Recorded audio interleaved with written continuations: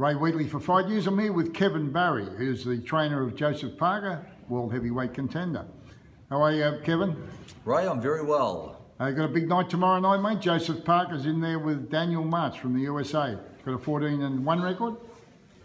What are your thoughts on that fight tomorrow night? I think the fight brings nice challenges to Joe. It's the tallest opponent that Joe's fought at 6'7.5", and we've only had a very short camp after our turnaround from fighting Kali Meehan back in October.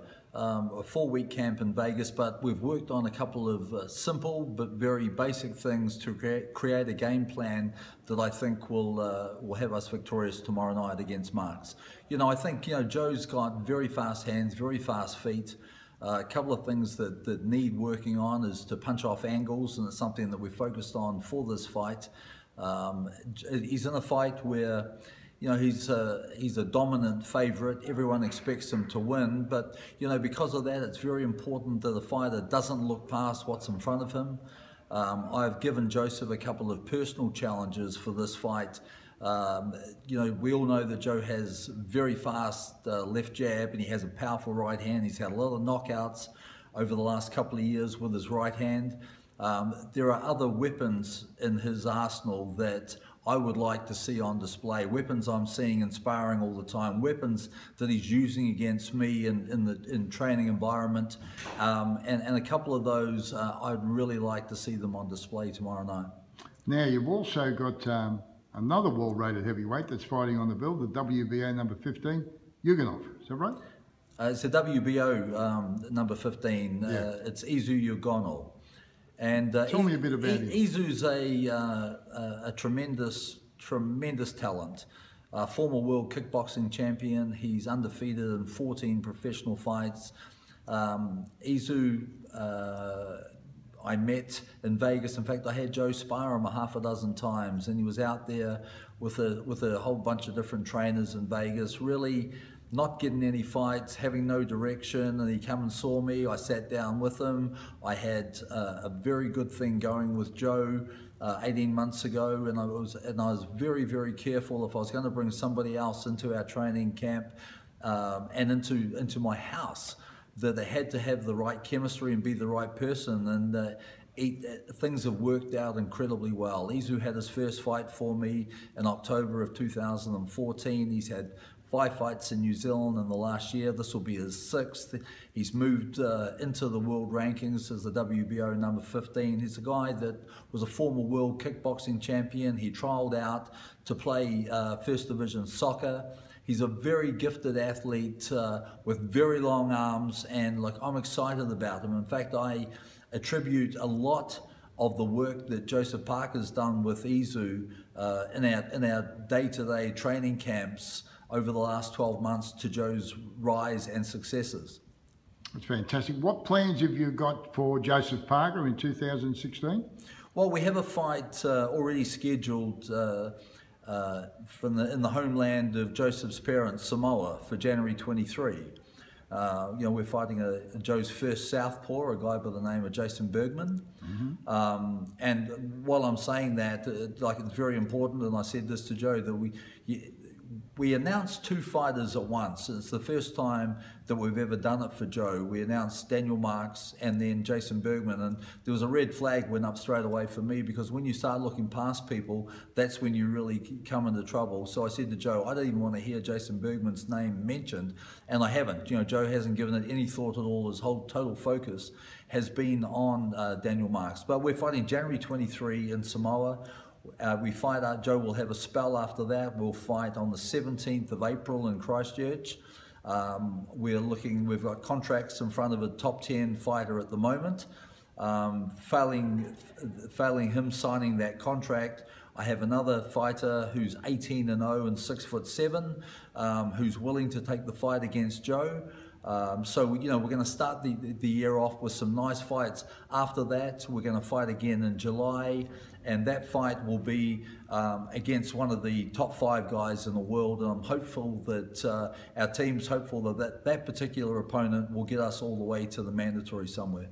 So you're expecting to fight for the chance to fight for the mandatory position? in 2016? Our goal for Joe in 2016 is to have one of the mandatory positions by the end of the year. Now, you're rated number 5 with the WBO, 11 with the WBC, 12 with the WBA.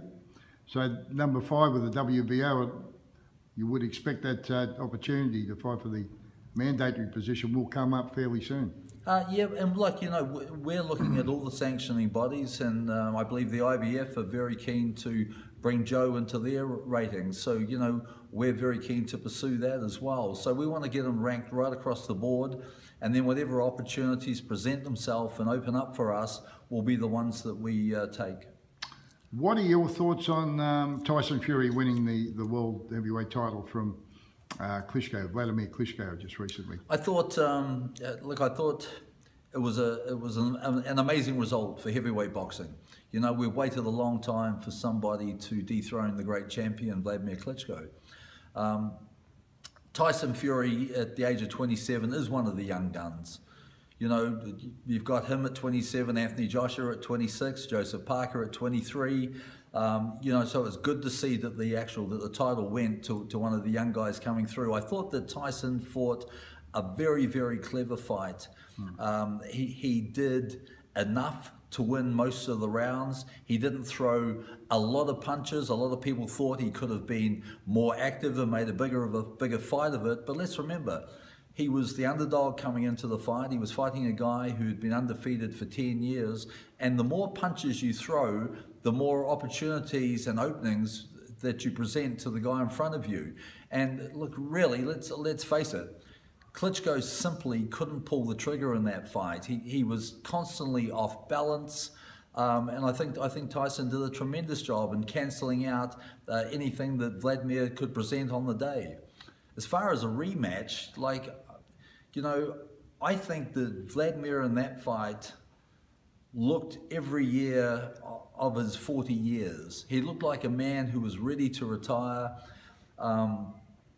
You could see that he was positioning himself and thinking about throwing punches only for Tyson to move and the opportunity to go. And that was what it was like the whole fight. When you have the champion landing a total of 16 power punches in 12 rounds and 56 punches total in a fight, that's not somebody who's trying to keep his title.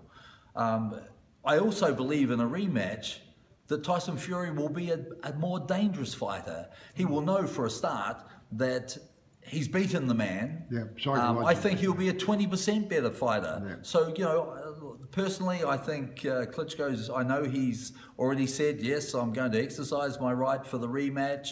It's one of the big things we see in boxing all the time. Fighters who don't know when to call it quits, who don't know when to say enough is enough. And he looked like a guy whose best days were behind him. And let's remember, when Mike Tyson finished his career, he lost 3 of his last 4 fights, all by knockout. When Muhammad Ali finished his, he lost 3 of his last 4. Vander Holyfield won 2 of his last 5.